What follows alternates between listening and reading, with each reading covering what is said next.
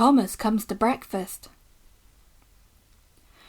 Thomas the tank engine has worked his branch line for many years.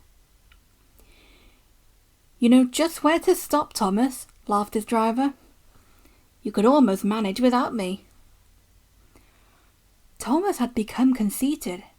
He didn't realise his driver was joking. Driver says I don't need him now, he told the others. Don't be so daft, snorted Percy. I'd never go without my driver, said Toby earnestly. I'd be frightened. Pooh, boasted Thomas. I'm not scared. You'd never dare. I would then. You'll see. It was dark next morning when the firelighter came. Thomas drowsed comfortably as the warmth spread through his boiler. He woke again in daylight. Percy and Toby were still asleep. Thomas suddenly remembered. Silly stick in the mud, he chuckled. I'll show them. Driver hasn't come yet, so here goes. He cautiously tried first one piston, then the other. They're moving, he whispered. I'll just go out, then I'll stop and wheesh. That'll make 'em jump. Very, very quietly, he headed for the door. Thomas thought he was being clever, but really he was only moving because a careless cleaner had meddled with his controls. He soon found his mistake. He tried to wheesh, but he couldn't. He tried to stop, but he couldn't. He just kept rolling along. The buffers will stop me, he thought hopefully. But that siding had no buffers. It just ended at the road.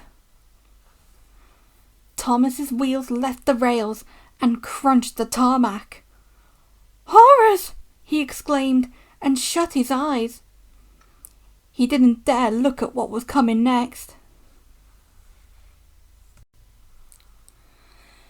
The station master's family were having breakfast. They were eating ham and eggs. There was a crash. The house rocked. Broken glass tinkled. Plaster peppered their plates. Thomas had collected a bush on his travels.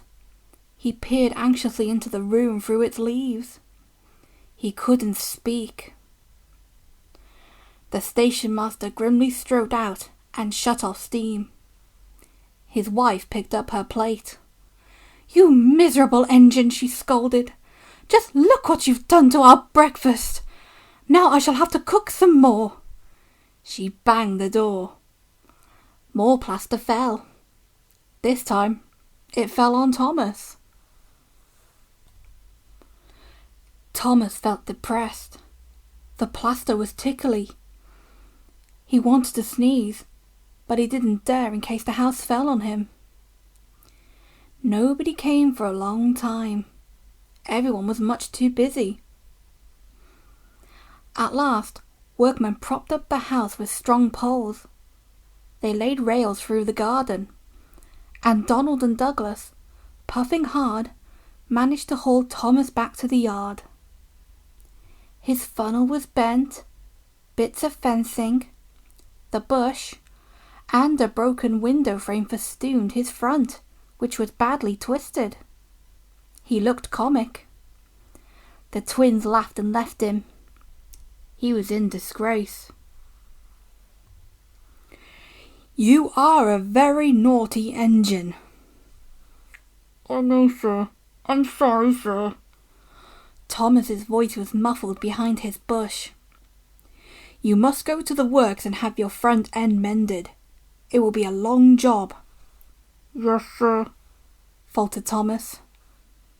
Meanwhile, said the Fat Controller, a diesel rail car will do your work. Diesel, sir? Thomas spluttered. Yes, Thomas. Diesels always stay in their sheds till they are wanted. Diesels never gallivant off to breakfast in station masters' houses. The Vat Controller turned on his heel and sternly walked away.